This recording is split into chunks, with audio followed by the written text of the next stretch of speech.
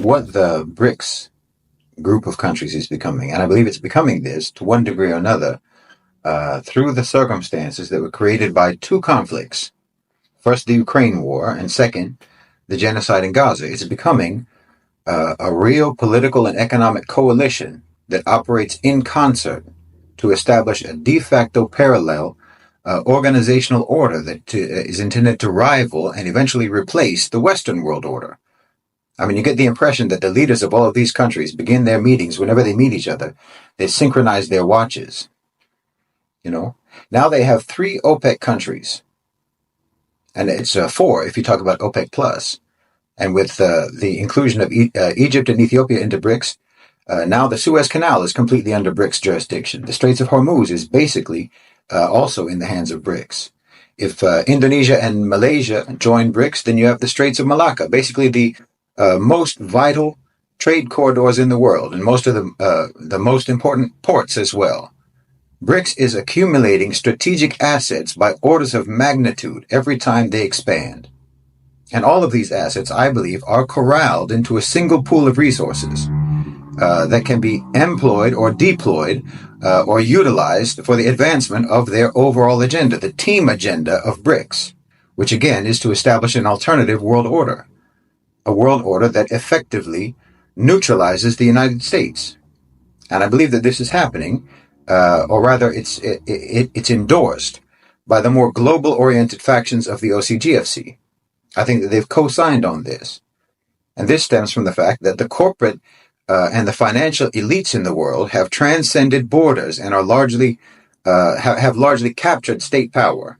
So they're no longer beholden to any particular country or any particular government.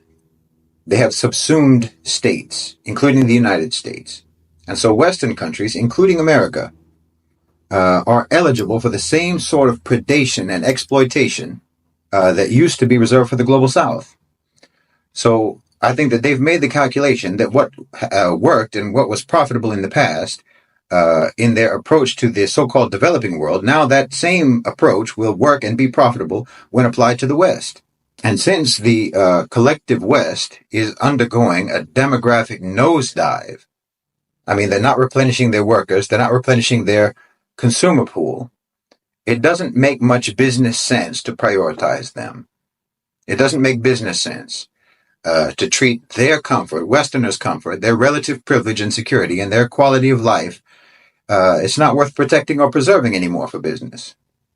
It also doesn't make any sense anymore to have a single country violently dominating the globe, if for no other reason than, again, the demographic imbalance. The future belongs to wherever the young people are. And if you violently impose your agenda on those young people, you will obviously alienate them. You're going to end up trying to hold an entire crowd at bay with a gun that only shoots blanks, and the crowd knows it. So another approach is necessary. Another strategy is necessary. And I think that private sector power can see that. And the strategy that they know is the only way forward is to collaborate with BRICS, to basically de-radicalize the conditions in the Middle East and the Global South generally, in terms of violence and conflict. The tone politically for BRICS, their approach to the world is being set by China largely. And China's approach to international relations is one of harmony and collaboration and cooperation, not violent domination and hegemonic consolidation of power. I mean, look at what just happened between Iran and Pakistan. I didn't talk about it. I didn't do a video about it, even though I got flooded with requests to do a video about it and to talk about it. But I believed that it wasn't going to escalate. I believed, and I still do believe, that all of that happened within the context of coordination. Nobody got taken out except for Western assets in those tit-for-tat attacks between Iran and Pakistan. Nobody got taken out but Western assets. And then it was all over. I'm telling you, the BRICS nations and the Global South nations, they've circled their wagons. I've said it before. Now, of course, my concern is, that obviously the owners and controllers of global financialized capital are wanting to cooperate and collaborate with BRICS and with the Global South so that they can co-opt and appropriate and insinuate themselves into having undue influence so that they can essentially replicate the current system, so that the current system can re-emerge after the transition, only just relocated. That's the thing that I worry about. I mean, the deterioration of American power is not something I worry about. It's not something I wonder about, because that's just the irreversible trajectory of the world. American politicians may not realize it yet. That's true. They may not want to realize it. But I think more and more of them are probably getting the memo. And that's why you see the change in tone and a change in language by people like Blinken, who is himself a neocon. But he's changing his tone. Because you have to. Now, what I see long term is that BRICS is going to increasingly morph into a Muslim bloc. I mean, how could it not? The most vital natural resources belong to Muslim BRICS members. China has a serious demographic and other internal problems. Russia is a rapidly evaporating power. And those two countries are building BRICS as a lifeline for themselves. But I don't think it's going to work long term. Both of these current powers, I think, are going to fade dramatically in the last half of the 21st century. Muslim power and influence, on the other hand, it will just continue to grow. I mean, Muslims are the youngest demographic group and the most, as I've said many times, the most cohesive global identity group. So what's being built now by BRICS in terms of economic and political cooperation, integration, solidarity, and harmonious orchestrated regional policy, that's going to become a system that the Muslims will inherit. And that functionally will resemble in many ways the classic decentralized, coordinated power system that we had for 1400 years.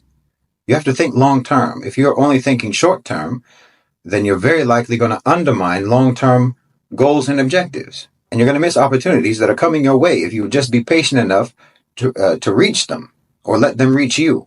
This is the way that things are moving in the world. And the only way for us to not reach this outcome is if we stumble now, or if we allow ourselves to get tricked. So if you get, perturbed because Shahid is always defending the Arab regimes, then you're just a short-term thinker and you're a liability. Because look, we need stability now. We need solidarity now. We need unity now. More than ever, we need it now. Because the West is trying to trip us up. They're trying to make us stumble. And not necessarily because they want to maintain the status quo, but because they want to ensure that the future just replicates the status quo in another hemisphere. They want the transition to the global south to just be another chapter in the history of colonization. And if we undermine our governments now, then we're just helping them write that chapter for them. But what we need to be doing is not just writing a new chapter. We need to be writing a new book altogether. Our own book in our own languages, with our own beliefs and our own values and our own philosophy, teaching our lessons and our knowledge to the world.